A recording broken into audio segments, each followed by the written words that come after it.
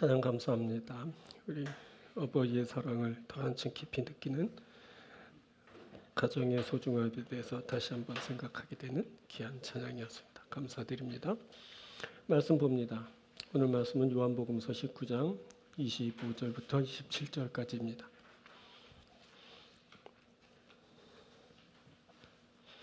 요한복음서 19장 25절부터 27절.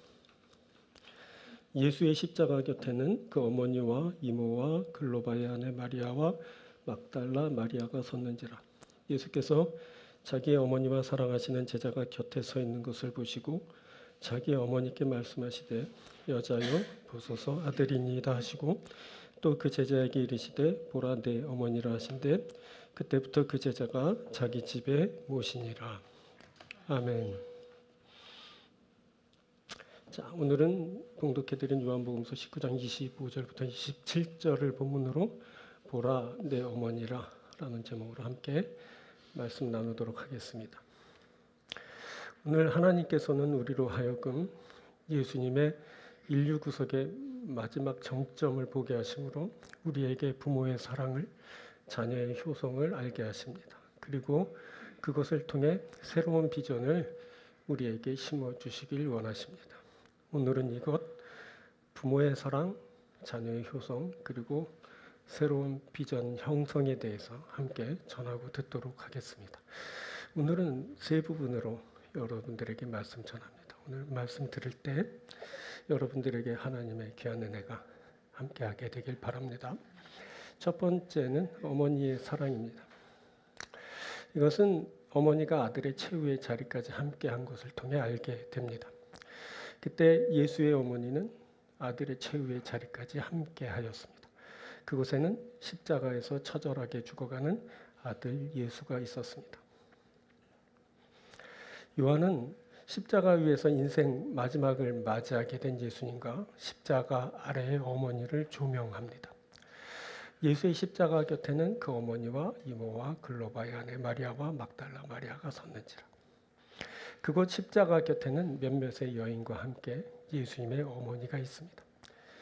그때 하나님이 요한을 통해 바라보게 하시는 이 장면은 우리에게 아주 중요한 사실을 알게 합니다. 어머니가 그곳에서 함께 하셨고 그 사실을 통해 우리로 하여금 어머니라는 존재가 어떤 분이신지를 알게 하는 겁니다. 어머니는 그 어느 때나 자녀와 함께 하십니다. 이것이 어머니입니다. 그렇게 충성을 맹세하고 끝까지 함께하면서 목숨 내놓겠다던 제자들 한 명을 제외하고는 모두 그 자리에 없습니다. 저들이 모두 도망하고 말았습니다. 제자들은 두려워 십자가가 서 있는 그곳에 나타나지 못했습니다. 그런데 어머니가 그곳에 계십니다. 모두가 떠난 그 자리에 어머니가 아들과 함께 하십니다. 그때 어머니는 아들의 고통스러운 신음소리를 들으면서 그 고통을 배나 당하고 계십니다. 그때 어머니는 아들의 그 처절한 죽음 앞에서 그 아들과 마음을 같이 나누면서 끝까지 함께하고 계신 겁니다. 이렇게 사람들이 모두 떠나는 그 최악의 상황이 되면 어머니는 다가와서 위로하시고 그 고통을 함께 나누십니다. 사람들은 영광스러운 자리, 깊은 자리, 이익이 되는 자리에는 따라다니지만 수치와 모욕을 당하는 고통스러운 희망이 없는 형편에 다다르게 되면 다들 멀리하고 맙니다. 그런데 어머니는 영광스러운 때나 치욕을 당할 때나 기쁠 때나 슬플 때나 흥할 때나 망할 때나 늘 함께 하십니다. 요한복음서에서 하나님은 첫 기적을 베푸시는 그 역사적인 장면에 처음으로 어머니를 아들과 함께 등장시키셨습니다. 요한복음 2장 1절 보면 사흘 되던 날 갈릴리 가나에 혼례가 있어 예수의 어머니도 거기 계시고 그때는 혼인잔치가 열리는 기쁨이 가득한 때였습니다. 그곳은 모두가 즐거움을 나누는 그런 흥겨운 자리였습니다. 그리고 하나님은 마지막으로 최악의 고통스러운 자리에 어머니를 함께 배석시키십니다. 자, 19장 25절입니다. 어머니의 십자가 곁에는 그 어머니와 이모와 이렇게 섰는지라 이렇게 말씀됩니다. 그때는 십자가 처형이 진행되는 어둠이 가득한 때였고 그것은 모두가 슬픔을 겪는 비통한 자리였습니다. 자, 이렇게 처음과 나중 인생의 최고의 자리와 최악의 자리에 어머니를 함께 배석시키신 것은 그 어느 때라도 어머니는 항상 아들과 함께 하신다라는 사실을 알게 하시기 위함입니다. 자, 다른 책 마가복음서 7장을 보면 귀신 들린 어린 딸을 둔 여인이 예수님께 나옵니다. 이 여인은 수로보니게 족속으로 말해지는데 수로보니게 사람은 드로아 시돈의 페니키아 도시들 근처에 살던 이방인들을 말합니다. 여기 마가복음 7장에서는 이 여인을 헬라인으로 언급합니다. 자, 그렇다면 이 여인은 도시에 사는 사회적 문화적으로 예수님보다 월등한 위치에 있었던 사람이라고 볼 수 있습니다. 그런데 이 여인이 예수님이 가까이 오셨다는 소식을 듣고 한 걸음에 달려왔습니다. 그때는 치유를 행하시는 예수님의 소문이 사방에 퍼져 있어서 예수님이 어디를 가도 다 알게 되었기 때문에 이 여인도 예수님의 근처에 오셨다는 소식을 듣고 달려가게 된 겁니다. 그런데 예수님의 반응은 냉담했습니다. 자, 마가복음 7장 27절 보면 예수께서 이르시되 자녀로 먼저 배불리 먹게 할지니 자녀의 떡을 취하여 개들에게 던짐이 마땅치 아니하니라. 언뜻 들으면 예수님이 그 여인을 개 취급한 것처럼 들립니다. 아니, 보면 개 취급하셨습니다. 자녀의 떡을 개에게 던져줄 수 없다고 하지 않습니까? 충격적입니다. 그런데 이 수로보니게 여인의 반응 또한 놀라웠습니다. 여자가 대답하여 이르되 주여 올소이다마는 상아래 개들도 아이들이 먹던 부스러기를 먹나이다. 여인은 상아래 개들도 아이들이 먹던 부스러기를 먹는다고 대답했습니다. 이것은 자신이 개라도 상관없다는 겁니다. 상아래 개들이 아이들이 먹던 것을 먹듯이 자신이 개 취급받아도 좋으니 은혜를 베풀어 딸을 고쳐달라는 말입니다. 이렇게 자녀를 위해서라면 개 취급받는 자리까지 낮아질 수 있는 것이 바로 어머니입니다. 이런 어머니의 모습은 하나님의 속성에서 기인된 겁니다. 하나님은 자신이 만든 피조물을 위해 기꺼이 낮아지셨고 그들을 위해 죽으셨습니다. 자, 빌립보서 2장 6절부터 보면 이렇게 말씀됩니다. 그는 근본 하나님의 본체시나 하나님과 동등됨을 취할 것으로 여기지 아니하시고 오히려 자기를 비워 종의 형체를 가지사 사람들과 같이 되셨고 사람의 모양으로 나타나사 자기를 낮추시고 죽기까지 복종하셨으니 곧 십자가에 죽으심이라. 보면 그가 근본 하나님의 본체이십니다. 그런데 하나님과 동등됨을 취할 것으로 여기지 않으셨습니다. 오히려 자기를 비워 종의 형체를 가지셨죠. 그가 사람의 모양으로 나타나셨고 자기를 낮추시고 죽기까지 복종하셨습니다. 그렇게 그분이 십자가에 죽으셨습니다. 자, 이것이 하나님의 마음입니다. 그리고 이것은 동시에 부모의 마음이기도 합니다. 그래서 우리는 하나님을 아버지라 부릅니다. 온 인류의 아버지 되신 하나님께서는 인간들에게 하나님의 마음을 지닌 부모를 선물로 주셔서 그 사랑을 조금이라도 맛보게 하셨습니다.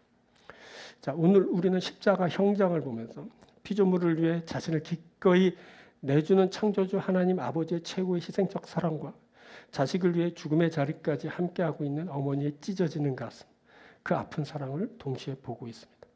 이 둘은 다른 것이 아니라 하나로 바로 하나님 아버지의 간절한 사랑의 표현인 겁니다. 그래서 우리는 부모의 희생적 사랑에 감격하면서 동시에 그것이 드러내는 하나님 아버지의 사랑의 감격에 젖어들 수 있습니다. 그리고 이 사랑을 받은 우리는 육신의 부모와 영혼의 아버지 하나님께 감사를 드리는 자가 되는 겁니다.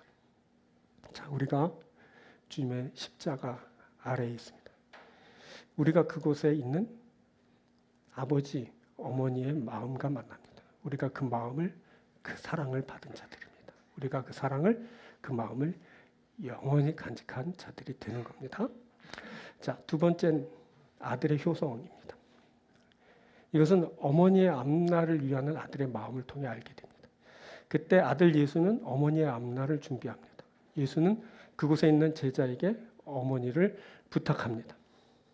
아들 예수의 시선은 먼저 어머니를 향했습니다. 그리고 다음으로 그 곁에 서 있는 사랑하시는 제자를 보셨습니다. 예수께서 자기의 어머니와 사랑하시는 제자가 곁에 서 있는 것을 보시고, 그때 어머니를 바라보는 아들 예수의 시선의 경로는 그가 무언가 중요한 것을 말하려 한다라는 것을 알게 합니다. 그리고 그것은 먼저 어머니를 바라봄으로 어머니에게 무언가를 말하고 있다는 것을 알게 하고, 그 이야기는 함께 곁에 서 있는 제자와 연관되어 있다는 것을 알게 합니다. 자, 아들이 어머니를 걱정합니다. 이것이 아들의 효성입니다. 아들은 십자가 위에서 어머니를 그의 생각에서 좀처럼 놓지 못합니다.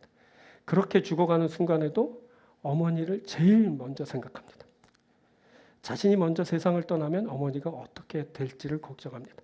아들은 그 마지막 순간에도 남겨진 어머니를 위해 최선을 다합니다. 그때 예수님은 그 숨막히는 십자가 위에서 무언가를 어머니에게 그리고 사랑하는 제자에게 말하려고 했습니다. 자, 그 전에 무언가를 말씀하시기에 앞서 예수님은 어머니를 바라보면서 먼저 눈으로 말씀하죠. 예수께서 자기의 어머니와 사랑하시는 제자가 곁에 서 있는 것을 보시고, 먼저 시선으로, 눈빛으로 무언가를 말하고 계시는 겁니다. 그리고 이어서 예수님은 사랑하시는 제자에게 그 눈을, 그 시선을 고정시키시고 마지막 있는 힘을 다해서 말씀하셨습니다. 여자여 보소서 아들이니이다. 주님은 특이하게도 시선은 사랑하는 제자에게 두시고 말씀은 어머니에게 하고 계십니다. 어머니, 이 사람이 어머니의 아들입니다. 이를 듣고 있는 어머니는 자연스레 아들 예수의 시선을 따라가 그가 가리키는 그 제자를 보게 됩니다. 자, 이것이 의미하는 바는 아주 극명합니다. 주님은 자신의 육체가 극한 고통에 들어선 그 순간에도 어머니를 염려합니다. 아들의 눈으로 가리키는 그것을 보게 함으로 어머니의 미래를 준비시키고 계십니다. 그때 어머니는 그 사랑하시는 제자를 예수님이 준비한 새로운 아들로 만나게 됩니다. 자, 이 일은 자기의 불효에 대한 죄스러움의 표현이 아닙니다. 또 효성을 남에게 전가시키고자 하는 의도가 아닙니다. 주님은 공생애를 시작하기 전부터 몫으로 일하시면서 가정의 생계를 다 책임지셨습니다. 어렸을 때부터 전물 시절까지 아버지가 부재한 그 가정을 위해 허리가 쉬도록 일하셨죠. 그때 맏형으로 그렇게 홀어머니와 동생들을 다 부양했던 겁니다. 예수님이 그때 얼마나 고생을 하셨던지 사람들이 예수님을 50줄로 보았습니다. 자, 요한복음서 8장을 보면 유대인들과 논쟁 중에 예수님이 아브라함을 보았다라고 하시자 유대인들이 내가 50도 안 됐는데 무슨 아브라함을 보았냐고 막 이렇게 신란하는 장면이 나옵니다. 유대인들이 이르되 내가 아직 50세도 못 되었는데 아브라함을 보았느냐? 그때 유대인들이 예수님을 50에 육박할 정도로 보았던 겁니다. 여러분, 예수님은 노안이셨습니다. 고생을 많이 하셔서 그렇게 늙게 보인 겁니다. 어쩌면 업으로 생고생을 하던 베드로보다 더 노안이셨던 것 같습니다. 그래서 연장자였을 것 같은 베드로에게도 아무렇지 않게 말을 막 놓지 않습니까? 물론 뭐 스승과 제자의 관계이니까 그렇게 했을 것이지만 아무튼 팩트는 예수님이 본 나이보다 20살가량이나 더 돼 보였던 그 노안이셨다는 겁니다. 주님이 그렇게 고생하셨습니다. 자, 그때는 참으로 우여곡절이 많은 시기였습니다. 병으로, 전쟁으로 사람들이, 특히 남자들이 일찍 죽어나갔습니다. 그래서 이때 남자의 평균 연령이 고작 40세도 채 되지 않았습니다. 자, 우리나라 조선시대만 해도 그렇습니다. 왕의 평균 연령이 46세. 양반들은 조금 더 살아서 51세, 55세. 그런데 상민이나 노비들은 30세 초반으로 유추한답니다. 그때는 뭐 위생 상태, 그리고 그 치료할 수 있는 그런 기관이나 제도나 인력들이 없어서 사람들이 질병으로 많이 죽었는데 4살도 넘기지 못하고 많은 사람들이 죽었을 거라고 추정합니다.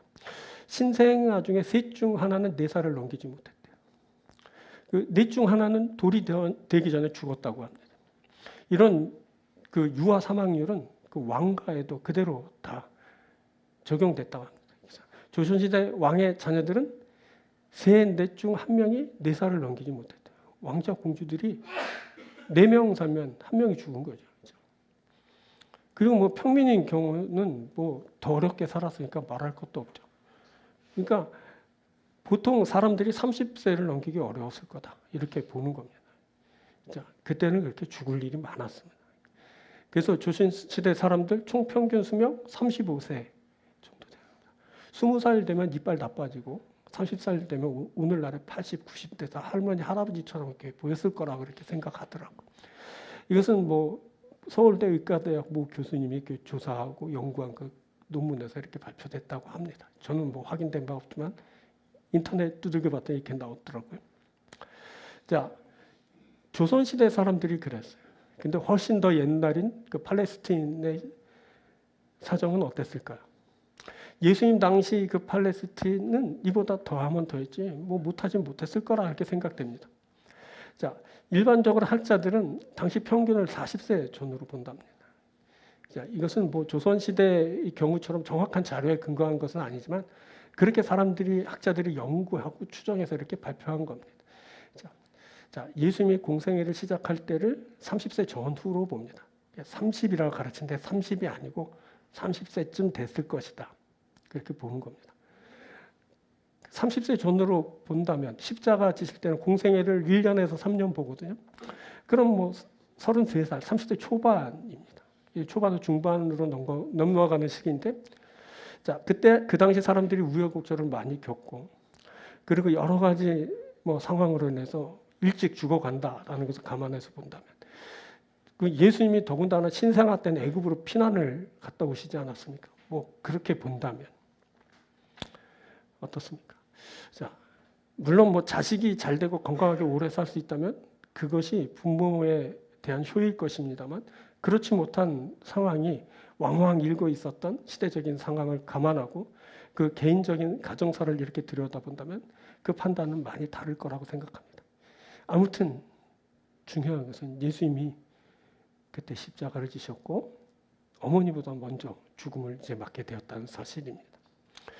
자, 그리고 특이한 점이 본문을 보면서 하나 더 발견되는데, 자신을 대신할 그 아들로 사랑하시는 제자를 지목하셨다는 겁니다. 이때 예수님도 형제들이 있었던 거 아시죠? 예수님의 동생들이 있었어요. 동생들이 예수님이 30세가 넘었으니까 동생들도 많이 성장했을 겁니다. 성년이 다 됐겠죠. 이제 그렇다면 그들이 이제 어머니를 책임질 만하지 않습니까? 근데 주님은 특이하게 동생들에게 어머니를 맡기지 않았습니다. 자기가 사랑하시는 제자에게 어머니를 맡겼죠. 자, 이것은 자신이 신임하는 사랑하시는 제자에게 맡겨 자신이 못다한 그 효를 다하려고 한다라는 그 의도로 이제 읽을 수 있게 되는 겁니다. 여기서 중요한 것은 뭐냐면 그때 아들 예수가 어머니를 생각하셨다라는 겁니다. 이렇게 예수님은 십자가 위에서 자신의 육체가 가장 극심한 고통에 젖어 있을 때 영원히 떠나가려는 그 두려운 순간에 바로 그 자리에서도 어머니를 걱정하셨어요. 다른 관점으로 보면 영광에 들어가시는 인류 구원의 대역사를 완성하는 바로 그 영광의 순간에 예수님은 육신의 어머니를 기억하고 찾으신 겁니다. 그의 영혼은 아버지 하나님께 맡기지만 아들로서의 마음은 어머님을 향해 있었던 겁니다. 가장 영광스러운 순간에도, 가장 비참한 순간에도 생각나는 분이 바로 어머니였던 겁니다. 자, 그래서 우리는 하나님 아버지께 우리의 모든 것을 맡기고 육신의 부모님을 깊이 생각 감사하는 그런 자가 되는 겁니다. 우리가 하나님 아버지께 모든 것을 다 맡기고 살아갑니다. 그런데 그 중에 특히 우리는 부모님에 대해서 더 깊이 생각하고 감사하는 그런 마음을 갖고 우리가 살아갑니다. 사랑하는 여러분, 우리가 여러분들은 이미 어떤 분들은 이제 연로하신 분도 계시고 어떤 분들은 아직 젊으신 분도 계시지만 그래도 우리에게는 어버이가 계셨지 않습니까? 그 어버이를 다시 한번 생각하고 감사할 수 있는 그런 복된 하루 되길 바랍니다. 세 번째 말씀입니다. 세 번째는 제자의 순종입니다. 순종함으로 새로운 가정이 형성되고 있다는 것을 알게 됩니다. 이것이 바로 하나님이 보여주시는 새로운 그 비전입니다. 자, 예수님은 그곳에 있는 제자에게 어머니를 부탁합니다. 그때 예수께서 사랑하시는 제자가 새로운 아들로 등장하게 됩니다. 이제 어머니의 시선은 아들 예수의 시선을 따라 곁에 서 있던 사랑하는 제자에게로 옮겨집니다.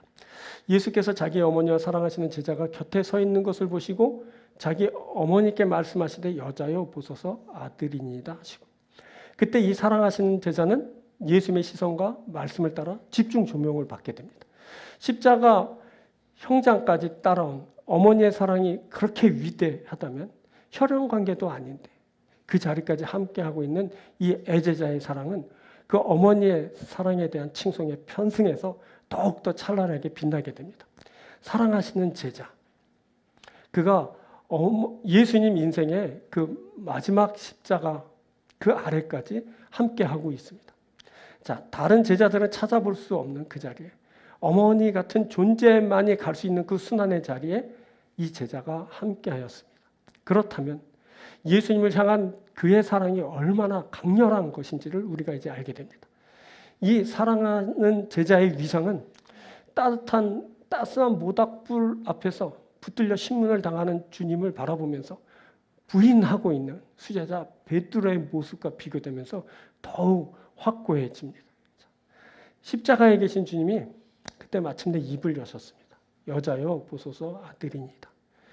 자, 여자여라는 말이 막 거슬리죠. 아들인데 엄마 보러 여자라, 이게 무슨 말이야? 근데 이 말은 이제 여성에 대한 극존칭 정도로 이해하면 됩니다.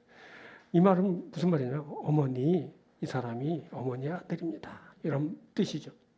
자, 여기서보다 중요하게 읽히는 것은 뭐냐면 보소서라는 말입니다. 이 말은 그 보라라는 그런 감탄사로 무언가 특이하고 대단한 것을 지칭할 때 쓰는 말입니다. 이를테면 세례자 요한이 예수님을 보고 보라, 세상 죄를 지고 가는 하나님의 어린 양이로다 라고 어린 양이신 예수님을 보라고 할 때처럼 쓰인 겁니다. 그 후에는 또 빌립이 나사렛에서 무슨 선한 것이 날 수 있느냐 하는 나다나엘에게 와서 보라라고 감탄하면서 예수님을 가리킬 때 쓰였습니다. 그때 이렇게 감탄하면서 가리킨 대상, 그 대상이 바로 사랑하시는 그런 제자였습니다. 자, 근데 이 말을 언뜻 들으면 보소서 아들이니이다. 이 말이 예수님 자신을 가리키면서 하는 말처럼 들리죠. 그런데 보소서 아들이니이다 이 말은 예수님 자신을 가리켜 말한 것이 아닙니다. 보소서라고 지목한 대상이 있었습니다. 그래서 예수님이 시선으로 그것을 향하신 겁니다. 바로 십자가에 서 있던 그 사랑하시는 제자입니다. 여자여 보소서 아들이니이다. 이 말은 십자가를 바라보고 있는 어머니에게 이제 그 십자가를 따르는 제자를 아들로 받아들이라는 그런 부탁이었던 겁니다. 그때 어머니에게 있어서 아들 예수의 역할은 이제 그 사랑하시는 그 제자에게로 이양되고 있습니다. 이로써 하나님께서는 예수님의 지상생애 중에서 마땅히 해야 할 효성을 사랑하시는 제자가 감당하는 것으로 옮겨주셨습니다.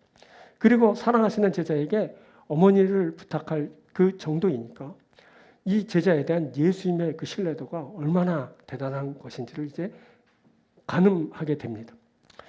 자, 예수님에게는 앞서서 말씀드린 형제들이 있었습니다. 그런데 이들은 예수님을 믿지 않았습니다. 그래서인지 예수님은 그들보다 사랑하시는 제자에게 어머니를 공양할 것을 부탁했습니다. 그것은 주님이 그 사랑하시는 제자를 자신의 형제로 생각하였기 때문입니다. 주님이 부활하신 후 막달라 마리아에게 뭐라고 말해요? 자기 형제들에게 가서 내가 내 아버지 곧 너희 아버지, 내 하나님 곧 너희 하나님께로 올라간다 하라라고 전하게 하셨습니다. 그때 형제들로 불리는 자들은 그 예수님의 그 어머니 아버지, 그러니까 요셉과 마리아 사이에서 난 그 형제들이 아니라 바로 예수님의 제자들을 지칭한 것입니다. 예수님은 제자들을 형제로 부르고 있습니다. 형제로 불렀을 뿐만 아니라 뭐라고 하냐? 내 아버지 곧 너희 아버지, 내 하나님 곧 너희 하나님께로 간다 하라. 내 아버지가 곧 너희 아버지야. 그러니까 한 아버지 아래에 있는 그런 형제가 된 것입니다. 예수님은 아버지가 곧 너희 즉 제자들의 아버지이시고 내 하나님이 곧 너희의 하나님이시다라고 그렇게 말씀하여 주셨습니다. 자, 이로써 새로운 형제, 새로운 아버지, 그래서 새로운 가족이 형성된 것을 이제 우리들이 보게 됩니다. 그래서 예수님은 어머니에게 사랑하시는 제자를 아들로 소개하면서 조금도 망설임이 없으셨던 겁니다. 또 사랑하시는 제자는 너무나 당연한 듯이 그 예수님의 어머니를 자신의 어머니로 받아들이고 자신의 집으로 모셨습니다. 이제 한 가족입니다. 형제이고 어머니입니다. 새로운 가족이 형성되었음을 보게 됩니다. 이들은 모두 하나님 아버지의 안에 있는 한 가족입니다. 자, 마가복음서에서 예수님은 누구든지 하나님의 뜻대로 행하는 자가 내 형제요 자매요 어머니라 라고 말씀하셨습니다. 자, 그때 예수님의 어머니와 동생들이 와서 미쳤다고 막 예수님을 밖에서 불렀을 때 예수님은 누가 내 어머니면 내 형제들이냐라고 하시면서 예수님을 둘러 앉은 자들을 보시면서 말씀하셨습니다. 내 어머니와 내 동생들을 보라. 누구든지 하나님의 뜻대로 행하는 자가 내 형제요 자매요 어머니라. 주님은 그때 새로운 가족을 말씀하신 겁니다. 그 가족은 하나님의 뜻대로 행하는 자들입니다. 자, 빌라도가 총독으로 정치적인 권세를 쥐고 있지만 대제사장이 종교적인 권위를 잇고 있지만 로마 군병이 칼과 창을 들고 있지만 저들은 가족이 아닙니다.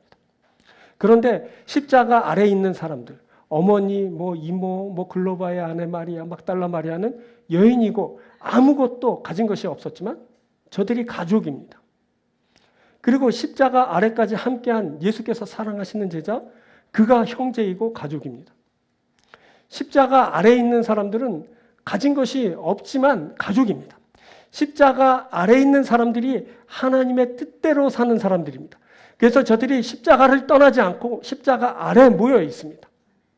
이들이 바로 새로운 가족입니다. 이들이 하나님의 뜻대로 행합니다. 이들이 하나님의 뜻으로 나아갑니다.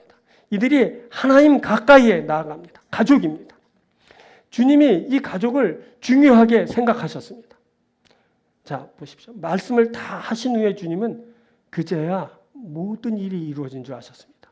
자, 이후 19장 28절부터 그 후에 예수께서 모든 일이 이루어진 줄 아시고, 자, 30절 이르시되 보라 이르시되 다 이루었다 하시고 머리를 숙이니 영원히 떠나가시니라.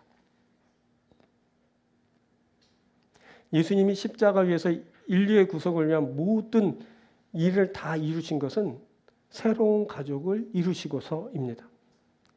이처럼 인류 구속의 완성의 정점에서 새로운 가족의 형성에 모든 초점을 맞추고 있다는 것을 우리가 주목해서 보아야 합니다. 즉 인류의 회복을 위한 예수님의 마지막 외침은 바로 새로운 가족의 형성에 있었습니다.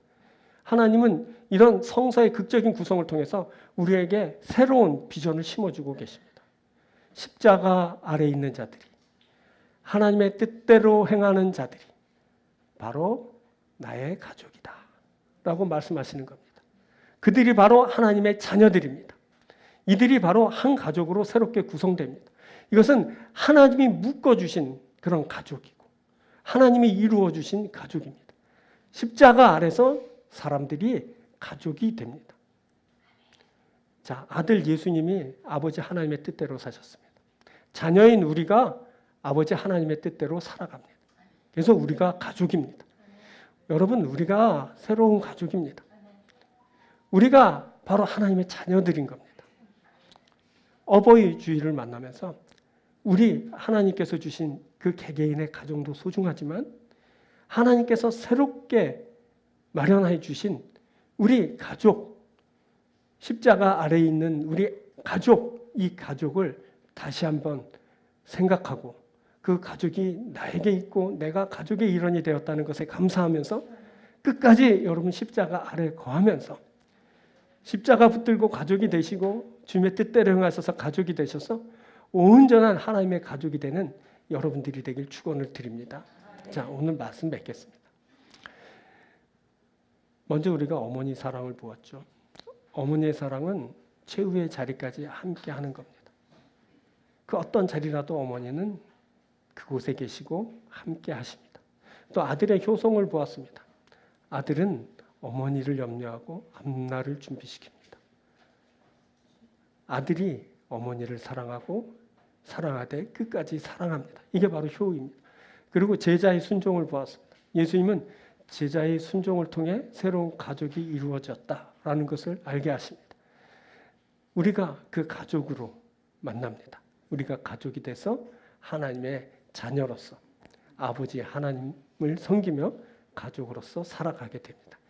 자, 그래서 이렇게 우리에게 끝까지 함께 하시는 부모님을 주셨고, 또 사랑의 대상인 그 부모님을 주셨고, 자녀로서의 삶을 살게 하셨고, 그리고 새로운 비전으로 새로운 가족을 형성해 주셨으니 우리가 이 예배를 드리면서 감사한 자가 됩니다.